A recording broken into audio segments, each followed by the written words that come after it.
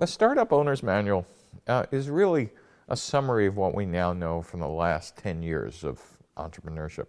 When I first wrote The 4 Steps to the Epiphany, it almost was a coming-of-age story about somebody who just kind of said, wait a minute, everything I think we've been doing for the last 40 years is wrong. And it was like, I think we're wrong, right? Question mark. That was the 4 Steps to the Epiphany. And over the last 10 years, it turns out, why, yes. It was kind of like the scene in The Matrix where you kind of take the blue pill or the red pill. We woke up and realized, oh my gosh, we've been doing the wrong thing for 40 years. And the whole lean startup idea came out of that. The Startup Reference Manual said, well, of course we were doing the wrong thing. So here's the right thing to do. Here's what you do if you're an engineer or even a product manager or someone else starting a new venture, either as two people in a garage or even in a large company. Here's the step-by-step process, not just the theory and not just the big words, but here's what you do on Tuesday. Here's what you do on Wednesday. Here's what you do getting out of the building, not just kind of get out of the building. Here's what you say when you get in your car and you get out of your car. And here's what you say to somebody when you say, so what do you think about my product? And it also tracks the difference between how do you do this if you're building a Android or a web app versus you're building a new electric vehicle. Well, the theory is the same. The processes are radically different because obviously with a website or mobile app, you could get feedback almost instantaneously in days and weeks. But if you have a physical product, you've got to either take along a demo or a model or something, and you've got to visit people. And that kind of feedback loop is longer. Process is the same. The tactics are different. So the Startup Owner's Manual literally takes you from the day you have your idea to the day you're like printing money and figuring out, what color is the new car.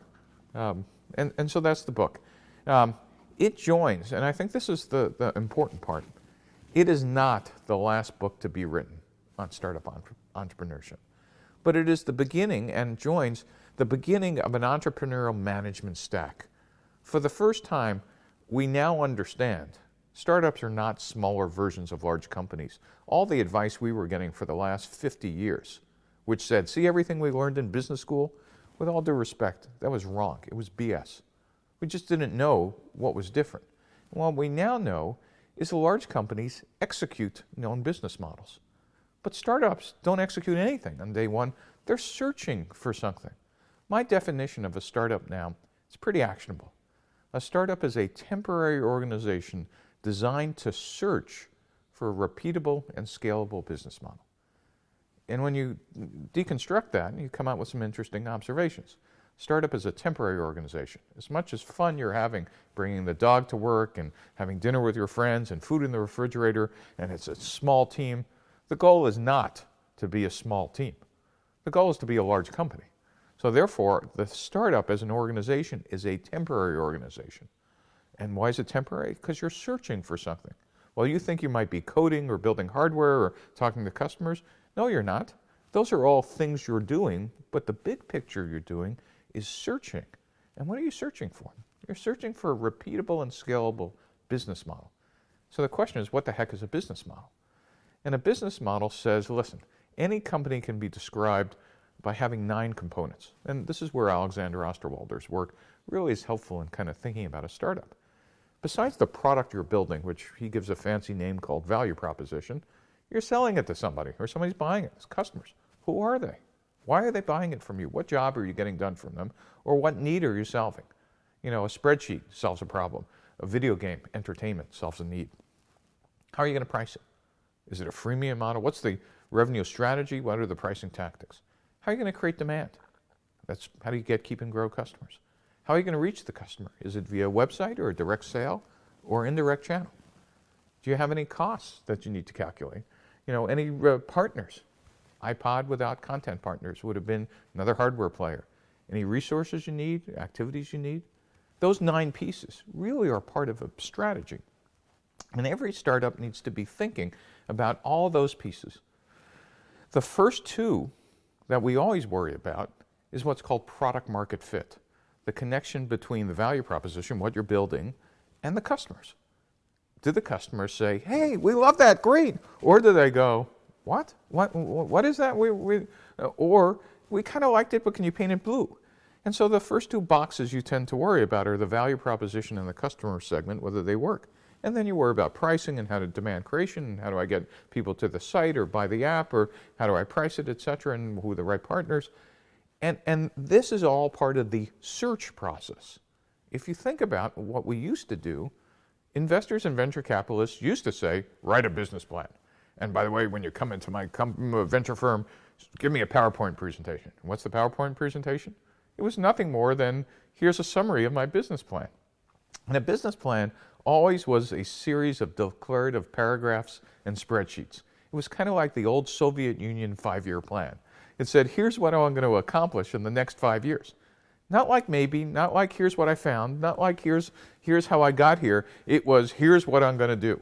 And by the way, if you were lucky enough to get blessed by getting funded, they would give you money to go do what you wrote about in your plan. The reality is, we now know no business plan survives first contact with customers. It's all a hallucination. The most successful startups start out with one idea, but learn from their customers and actually go from failure to failure. It's a huge insight about startups. People who've done it know this, but VCs never said this. Startups don't execute a plan.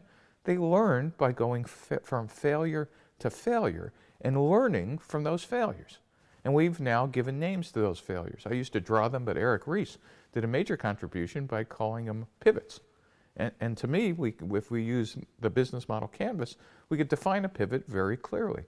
A pivot is a substantive change to one or more of the business model canvas components. Excuse me.